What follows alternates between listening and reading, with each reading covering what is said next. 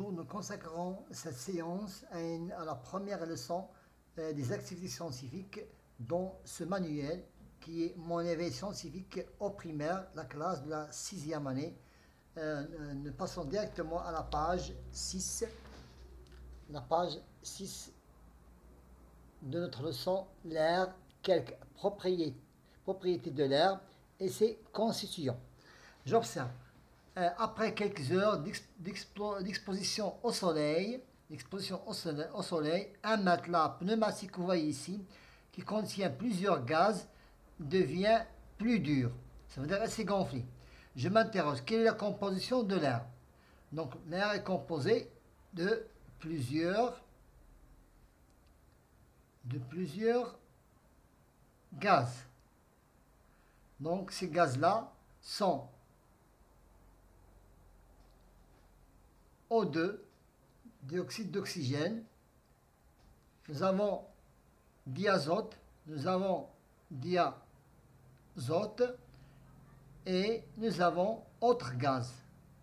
Nous verrons après leur nom, autres gaz.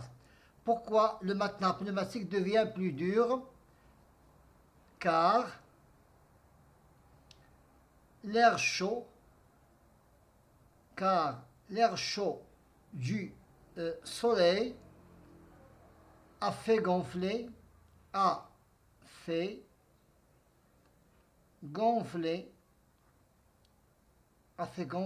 ce matelas.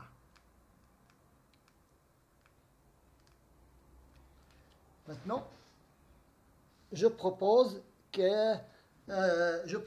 une ou plus solutions sur mon cahier d'investigation. Donc, d'après les solutions que nous avons fait ici, donc en général, l'air n'a pas de forme propre. L'air n'a pas de forme propre.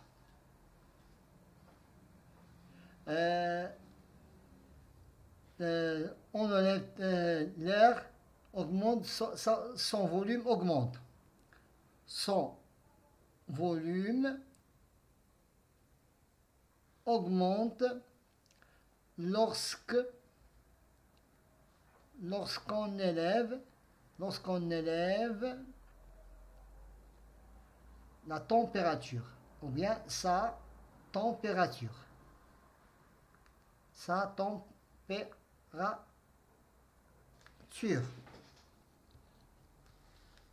Je réalise. L'air est un mélange de gaz. L'air que nous entoure est un gaz. Le mélange est de plusieurs gaz. Il y en a 4 qui sont en quantité abondante. Le dioxygène, le diazote, l'argon et la vapeur d'eau. Le pourcentage de la vapeur d'eau varie en fonction du lieu et du moment, car dépend de très nombreux paramètres, notamment la température. La proportion des 3 autres gaz est constante.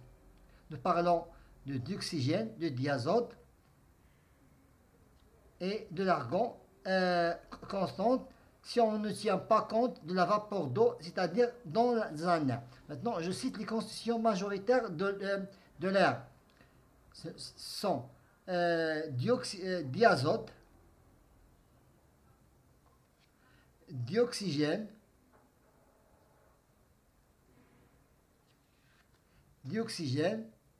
donc nous avons les constitutions majoritaires de l'air sont diazote et dioxygène. Je propose de chacune de ces constitutions majoritaires la proportion. Donc pour le diazote, d'après le document, le diazote constitue 78%. Pour le diazote, constitue 78%. Et pour l'oxygène, constitue 21%. Maintenant, passons à la page suivante, la page 7. Pour la page 7, maintenant, les propriétés de l'air. Quelques propriétés de l'air.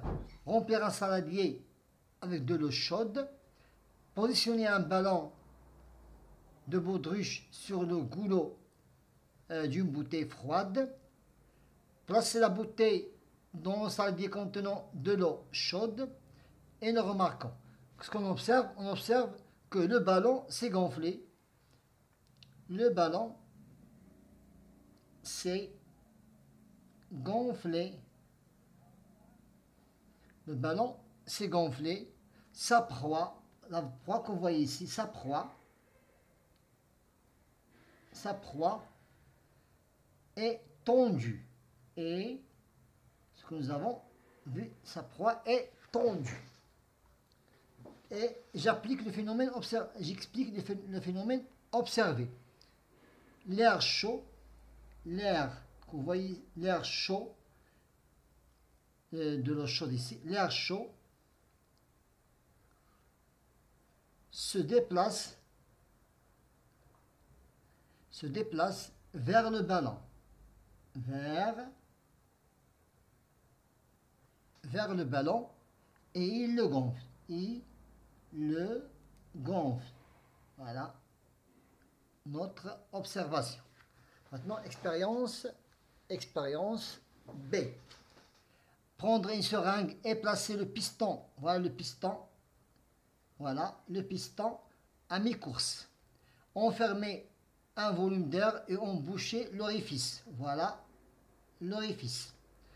Pousser. Voilà, on doit pousser ici. Maintenant, on doit pousser. C'est le fait de pousser. Et ici, le fait de tirer. Pousser puis tirer le piston de la seringue. Comment varier le volume et la pression de l'air? Lorsqu'on tire le piston, le volume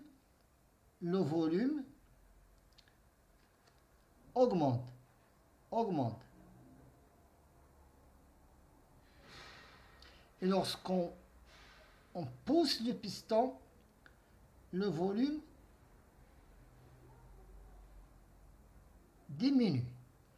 Ici, plus la pression augmente. Non, la pression diminue. La pression diminue. Et ici, la pression augmente. Voilà, nous avons terminé. Maintenant, je termine. Le cas où l'air est compressible. L'air est compressible, le cas A. C'est le cas A. Voilà la réponse de cette question. Lorsque je pousse, lorsque je pousse le piston. L'air est compressible dans le cas A. Maintenant, directement, passons à la question.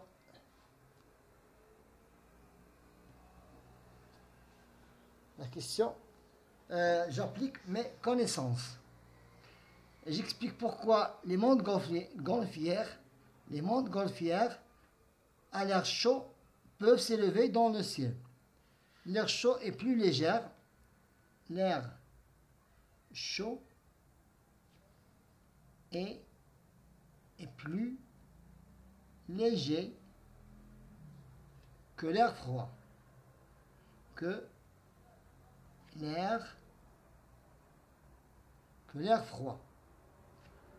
L'air se dilate, à ce moment-là, l'air se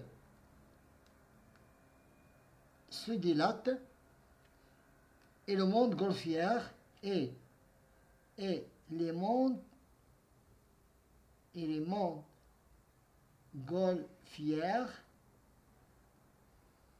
s'élèvent dans le ciel. Voilà, dans le ciel. On a terminé notre séance d'aujourd'hui qui était l'air, quelques propriétés de l'air et ses constituants.